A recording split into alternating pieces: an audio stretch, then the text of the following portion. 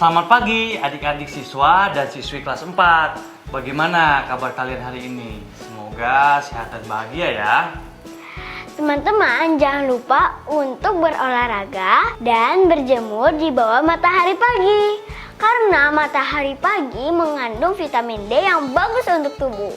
Nah, dan gak bosan-bosan lagi nih, kakak ingatkan sebelum belajar agar berdoa terlebih dahulu agar materi yang kamu pelajari hari ini bermanfaat bagimu. Dan jangan lupa juga untuk menyiapkan buku latihan kalian ya. Dan satu lagi dek. Dari kemarin kan kita sudah memberitahukan nih adik-adik di rumah bahwa hari ini kita akan membuat model angkutan umum dari kertas atau karton.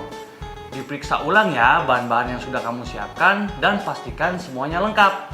Apakah alat dan bahannya sudah siap? Kali ini kakak akan ingatkan bahan yang kalian perlukan yaitu 1. Kertas atau karton, 2. Gunting, 3. Lem, 4. Penggaris, 5. Pensil warna atau spidol atau krayon.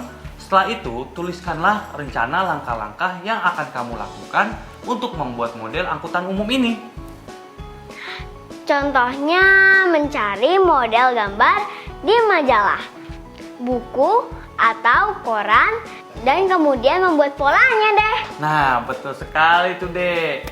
Ngomong-ngomong soal kendaraan umum, kakak mau tanya nih sama adik-adik di rumah. Apakah angkutan umum di dekat rumahmu cukup banyak digunakan oleh masyarakat? Dan apakah angkutan itu nyaman? Setelah ini, teman-teman akan menyaksikan sebuah cerita tentang angkutan umum dari diriku dan dari buku Aku Anak Cerdas. Selamat menyaksikan!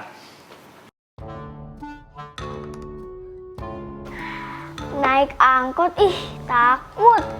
Nah, sekarangnya waktunya pulang, ujar Pak Noi. Anak-anak segera menghambur keluar ruangan. Cleo, pulang denganku yuk. Cleo menggelengkan kepalanya. Aku dijemput mama aku. Suasana di tempat khusus sudah sepi. Semua anak sudah pulang loh. Mama mana ya? Cleo sudah menunggu selama setengah jam. Tiba-tiba Pak Rusdi, penjaga tempat khusus, memanggilnya. Nak, mamamu baru saja telepon. Mobilnya mogok di jalan tol. Jadi, mama minta kamu untuk pulang sendiri. Bisa naik taksi atau angkot. Bapak tadi sudah menelepon juga beberapa taksi, tetapi semuanya penuh dan sibuk. Waduh, sebentar lagi kan akan gelap. Aku harus pulang sekarang. Papa tak mungkin menjemputku karena Papa sedang berdinas di luar kota. Memangnya di mana rumahmu, Nak Cleo? Cleo menyebutkan alamat rumahnya. Oh, Jalan Bintang. Nak Cleo bisa naik angkot biru nomor 71, jurusan kota. Naik angkot? Aku belum pernah naik angkot. Amankah? Tapi sepertinya tidak ada jalan lain.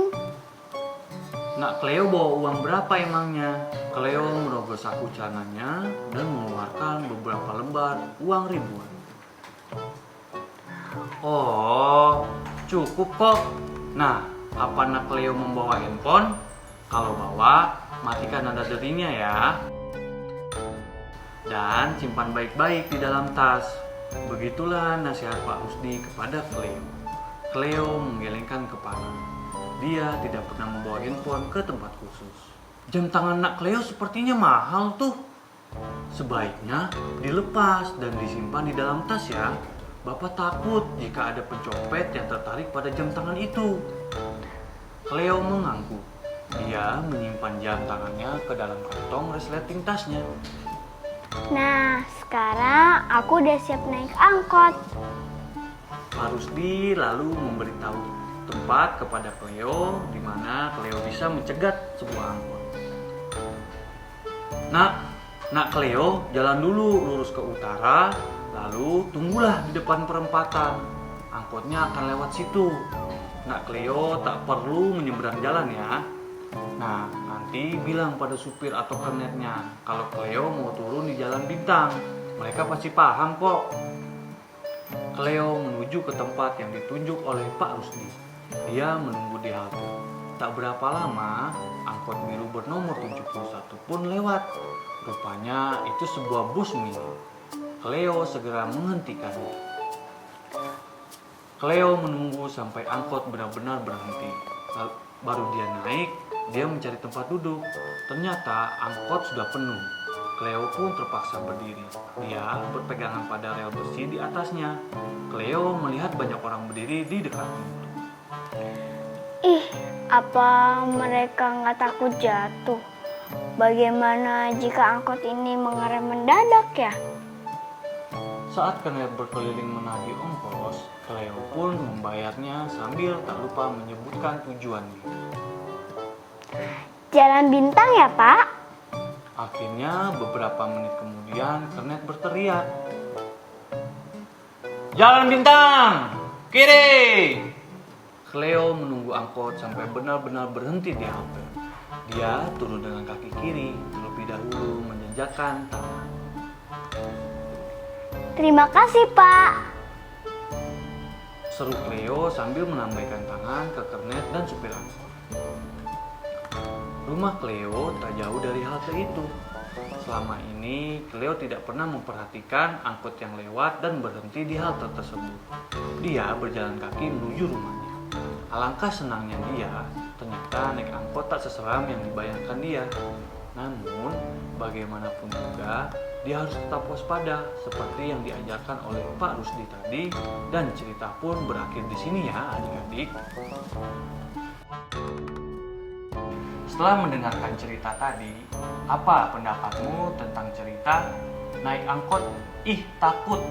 Setelah itu, jangan lupa untuk mencatat buku apa saja yang sudah kamu baca di catatan refleksimu ya. Jangan kemana-mana. Kita akan kembali dengan pengetahuan yang seru lainnya. Tetap di sini ya adik-adik. Halo adik-adik di rumah. Kali ini kita akan berlatih menentukan tarif lagi ya. Tabel tarifnya masih sama dengan yang kemarin, tetapi soalnya akan berbeda nih adik-adik. Perhatikan dengan seksama ya. Setiap pagi, Flora pergi bekerja dari Porong ke Surabaya dan kembali ke Porong pada sore harinya. Dia selalu menggunakan alat transportasi yang berbeda saat berangkat dan pulang pada hari yang sama. Buatlah daftar biaya perjalanan Flora dari hari Senin sampai Jumat ya. Untuk mempermudah, buatlah tabel seperti ini ya adik-adik. Tabel yang berisi nama hari, pergi pulang, dan juga biaya. Jangan lupa jumlahkan keseluruhan biayanya. Lalu tuliskan pada kolom total biaya. Sebagai contoh, pada hari Senin, Flora berangkat naik kereta komuter dan pulang dengan angkot. Kita perhatikan kolom rute Surabaya-Porong. Ongkos dari Porong ke Surabaya menggunakan komuter adalah Rp4.000. Kita tuliskan ke kolom pergi pada baris Senin. Kemudian pulangnya melalui rute yang sama menggunakan angkot. Tarif ongkosnya adalah Rp15.000. Kita tuliskan di kolom pulang ya. Maka total ongkosnya adalah Rp4.000 ditambah Rp15.000 sama dengan Rp19.000. Kalau setiap harinya Flora menggunakan alat transportasi yang sama, berarti setiap harinya Flora akan mengeluarkan uang sebanyak Rp19.000 untuk ongkos dari Porong ke Surabaya dan sebaliknya. Kita dapat menghitung totalnya dengan cara Rp19.000 dikalikan 7 hari. Total biaya transport Flora dalam seminggu adalah Rp133.000. Gimana? Jawaban kalian benar kan? Wah, Kalian hebat! Nah, jika di hari yang lain Flora tetap melalui rute yang sama, tetapi menggunakan alat transportasi umum yang berbeda. Berapa ya total biaya transport Flora hari Senin sampai Jumat? Bisa saja kan di hari Selasa Flora pergi menggunakan bus dan pulangnya menggunakan angkot. Atau pulangnya menggunakan komuter. Banyak sekali ya kemungkinannya. Nah, adik-adik, coba adik-adik isi tabelnya berdasarkan kemungkinan yang terjadi. Hitunglah total biaya transportasi Flora dari Senin sampai Jumat. Mintalah bantuan pendamping belajar adik-adik untuk memeriksanya ya. Selamat berhitung.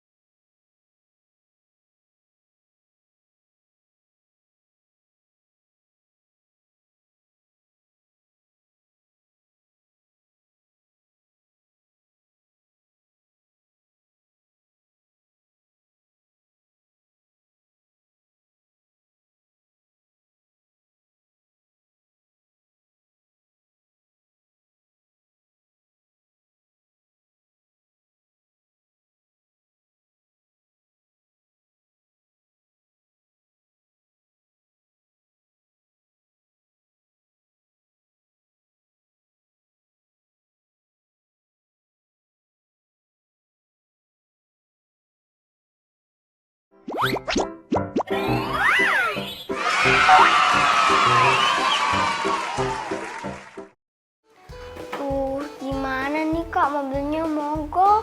Waduh, kayaknya kita tunggu di sini dulu ya, Dek. Sepertinya mobilnya haus nih.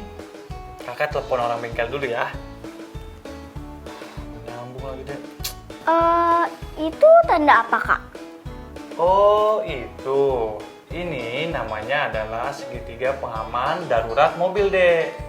Fungsinya Kak untuk apa? Nah, fungsi segitiga pengaman ini sebagai rambu atau tanda peringatan kepada pengendara lain yang akan melintasi agar lebih hati-hati karena ada mobil mogok di depannya. Oh, begitu Kak. Jadi mobil kita gimana Kak? Nah, kamu tenang aja ya, sebentar lagi bakal ada kok orang bengkel yang datang. Kamu ngeliatin apa, Dek? Itu loh Kak, aku lagi liatin lampu jalan. Ade biasanya lihat yang berbentuk lingkaran, tapi yang sekarang berbentuk segitiga. Iya deh. Bagi pembuat rambu lalu lintas, konsep luas dan keliling segitiga sangat mereka butuhkan untuk menentukan estimasi kebutuhan bahan, plat besi, atau seng. Jadi nggak sembarangan ya Kak buatnya? Betul deh, nggak boleh asal-asalan. Kamu masih ingat nggak sih Dek, cara menentukan luas keliling pada segitiga? Agak lupa nih Kak, bentar ya. Nggak apa-apa, adik sadar tidak? Sebenarnya segitiga itu terbentuk dari persegi panjang yang dibagi dua secara diagonal. Oh, iya juga ya Kak. Coba adik perhatikan gambar persegi ini.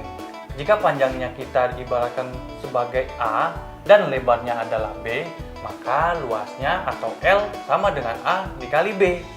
Ketika persegi panjang dibagi secara diagonal menjadi segitiga, maka panjang berubah menjadi alas dan lebar menjadi tinggi. Maka luas segitiga menjadi setengah dikali A dikali T. Sekarang, kita misalkan keliling segitiga adalah K. Sisi segitiga adalah ABC sebagai lebar, maka keliling segitiga dapat dihitung dengan cara K sama dengan A ditambah B ditambah C. Nah, misalkan perajin rambu lalu lintas, ia mendapatkan pesanan untuk membuat 60 buah rambu lalu lintas berbentuk segitiga dengan ukuran alas 60 cm dan tinggi 50 cm. Berapakah kebutuhan seng untuk membuat rambunya ya? Nah, untuk menghitung luas bahan seng yang dibutuhkan, kita harus mengumpulkan dulu informasinya yang didapat. Diketahui, jumlah rambu berbentuk segitiga yang akan dibuat adalah 60 buah. Ukuran alasnya adalah 60 cm, tingginya 50 cm, berarti kita harus menghitung luas kebutuhan bahan seng untuk membuat rambu. Untuk menghitungnya, pertama-tama kita harus menghitung kebutuhan bahan untuk membuat satu buah rambu dengan menggunakan rumus segitiga setengah dikali alas dikali tinggi, sama dengan setengah dikali 60 dikali 50 sama dengan 1500 cm persegi. Maka, untuk menghitung total bahan seng yang dibutuhkan untuk membuat 60 seng adalah luas satu buah segitiga dikali 60 sama dengan 1500 cm persegi dikali 60 sama dengan 90.000 cm persegi atau 9 meter persegi. Jadi, perajin membutuhkan bahan seng sebanyak 9 meter persegi untuk 60 buah rambu segitiga. Dengan demikian, perajin tersebut dapat menentukan estimasi luas bahan yang dibutuhkan. Namun, tentu saja, dia harus membeli bahan lebih luas dari hasil perhitungan tersebut. Karena, seng yang dibelinya berbentuk persegi panjang dan akan ada bagian yang terbuang saat memotong bahan seng tersebut. Seperti ini nih. Selain itu, pengetahuan keliling segitiga juga diperlukan dalam pembuatan rambu segitiga pengaman darurat. Jika panjang segitiga pengaman darurat adalah 60 cm, maka dibutuhkan bahan sepanjang 180 cm untuk pembuatan per buahnya. Bagi pemilik mobil pribadi, salah satu rambu lalu lintas yang hendak selalu tersedia pada mobil adalah segitiga safety atau rambu segitiga pengaman darurat. Rambu ini digunakan jika mobil berhenti di tepi jalan saat mogok. Nah, sekarang coba adik-adik hitung berapa panjang plat besi yang dibutuhkan dalam sebulan atau 30 hari. Cobalah hitung dengan menuliskannya di dalam tabel ini ya. Sebagai contoh, jika panjang sisi 45 cm, maka kita hitung kelilingnya dulu, lalu dikalikan dengan 30 hari. Seperti ini adik-adik. K ditambah 45 ditambah 45 ditambah 45 sama dengan 135 cm dikalikan 30 sama dengan 40.500 cm atau 405 meter. Nah, untuk selanjutnya silakan berlatih sendiri ya adik-adik. Lalu kalau ada rambu petunjuk arah seperti ini, berapa ya luasnya? Cobalah untuk menghitungnya juga ya adik-adik. Selamat mencoba! Teman-teman, kita masuk ke latihan terakhir ya. Adik-adik di rumah, kita masuk ke latihan terakhir pada hari ini ya. Pak Roy hendak membuat rambu lalu lintas segitiga terbalik dengan ukuran alas 45 cm dan tinggi 40 cm. Lengkapi tabel di bawah ini untuk menentukan kemungkinan estimasi banyaknya rambu segitiga yang dapat dibuat oleh Pak Roy. Silahkan buat tabel seperti ini ya. Hitung rambu yang dapat dibuat ya. Kemudian gambarlah 3 buah segitiga berbeda yang memiliki luas sama. Kerjakan dengan teliti ya adik-adik. Kita akan membuat model angkutan umum bersama teman-teman di rumah juga. Teman-teman di rumah juga sudah menyiapkan bahan-bahannya ya. Nah, sekarang kita mau ngapain sih, Dek? Kita akan membuat model angkutan umum, Kak. Teman-teman di rumah juga sudah menyiapkan bahan-bahannya kan? Yuk kita cek sekali lagi. Di sini ada kertas karton, gunting, lem, penggaris, spidol warna atau krayon atau juga bisa dengan pensil warna. Kemudian, langkah pertama kita harus ngapain dulu sini, Dek? Pertama-tama kita gambar polanya dulu seperti ini. Buat badan busnya dan 4 roda. Kemudian kita gunting polanya. Depannya, sampingnya kita warnai sesuai dengan kesukaan kita. Wah, bagus nih Dek gambar kamu. Lalu selanjutnya kita tekuk dan rekatkan dengan lem sehingga menjadi bentuk bus atau micro LED. Wah, udah mau jadi aja nih kayaknya. Tinggal kita tempel 4 buah roda lingkaran sebagai bannya ya. Sudah selesai deh. Wah, kamu hebat Dek. Untuk adik-adik di rumah, kalian bebas loh mau bikin angkutan umum apa. Bisa bis, angkot, atau bahkan pesawat terbang. Terima kasih Kak. Setelah ini jangan lupa untuk mencatat langkah-langkah apa saja yang sudah kamu lakukan untuk membuat model yang ada di buku latihanmu. Kemudian, apakah pembuatan proyek ini berjalan sesuai rencanamu? Nah, kamu juga boleh loh menceritakan apa aja sih hal yang menyenangkan saat membuat proyek ini. Jangan lupa ditulis juga kendala atau kesulitan dalam membuat proyek ini. Adik-adik di rumah, coba ya hitung luas kertas yang teman-teman gunakan untuk membuat model angkutan ini. Dan yang terakhir ini penting loh, jadi mohon disimak dengan baik ya. Gambarlah model garasi atau lahan parkir yang cukup luas untuk menampung 10 model angkutan umum. Tentukan luas dan keliling lahan parkir atau garasi tersebut ya. Semua jawabannya dicatat di buku latihanmu ya. Jangan lupa untuk meminta bantuan pada ayah, bunda, atau anggota keluarga lainnya untuk memeriksa hasil kerjamu. Jangan lupa menuliskan kembali apa saja ya yang sudah kita pelajari hari ini di buku jurnal kalian. Hari ini kita sudah mempersiapkan membuat model angkutan umum bersama keluarga, membaca buku berjudul Naik Angkot, Ih Takut. Kemudian kita juga sudah membuat model bus dari karton. Lalu kita sudah mempelajari keliling dan luas segitiga serta manfaatnya terkait pembuatan rambu jalan lalu lintas. Menyenangkan juga ya menghitung luas kertas yang dibutuhkan untuk model lahan parkir dan tentunya membuat modelnya. Jika masih kurang jelas, teman-teman bisa meminta tolong pada anggota keluarga untuk tanya jawab ya. Semangat terus adik-adik. Terima kasih ya adik-adik yang sudah bergabung di petualangan kakak dan adik hari ini. Sehat selalu. Jangan lupa untuk selalu membantu anggota keluarga kamu ya. Kami pamit undur diri dulu. Sampai jumpa besok. Dadah. Dadah.